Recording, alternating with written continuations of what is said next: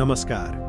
अहिलेको जल्दोबल्दो परिस्थितिमा आस्तिक र नास्तिक, भौतिकवादी र अध्यात्मवाद, विज्ञान र अध्यात्म आदिबारे धेरैको फरक मत पाइन्छ। साथै एकमा आस्था राख्नेले अर्कोमा आस्था राख्नेलाई टीका टिप्पणी गरेको पनि पाउँदछौँ। आज हामी विज्ञान र अध्यात्म किन एकै हो भन्ने विषयमा सप्रमाण प्रस्तुत गर्ने प्रयास गरेका छौँ।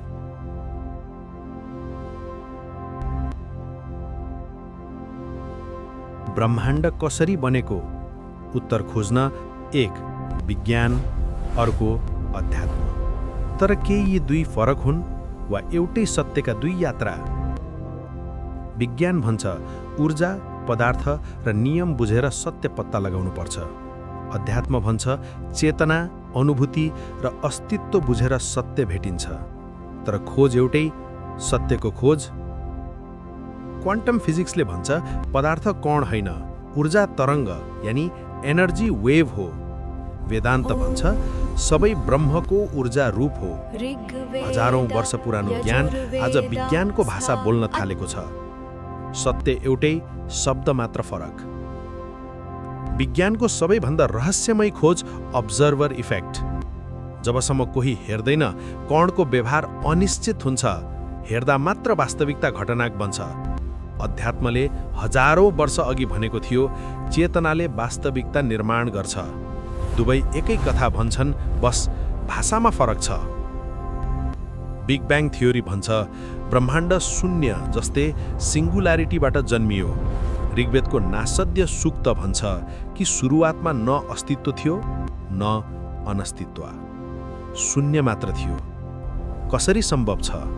प्राचीन ऋषिहरूले आधुनिक विज्ञानले खोजेको सत्यलाई ध्यान योग मार्फत हजारौं वर्ष अघि अनुभूत गरिसकेका थिए। हार्वर्ड, MIT, स्ट्यानफोर्ड सबै अनुसन्धान एकै कुरा भन्दछन्, ध्यानले मस्तिष्कको संरचना परिवर्तन गर्छ। स्ट्रेस कम हुन्छ, फोकस बढ्छ, शरीर, मन, चेतना सबै रूपान्तरण हुन्छ।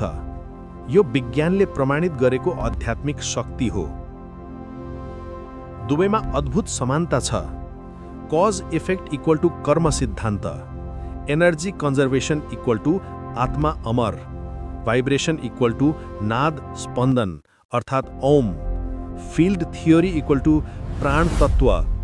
जब नियम एकै छन् भने सत्य पनि एकै हुन्छ।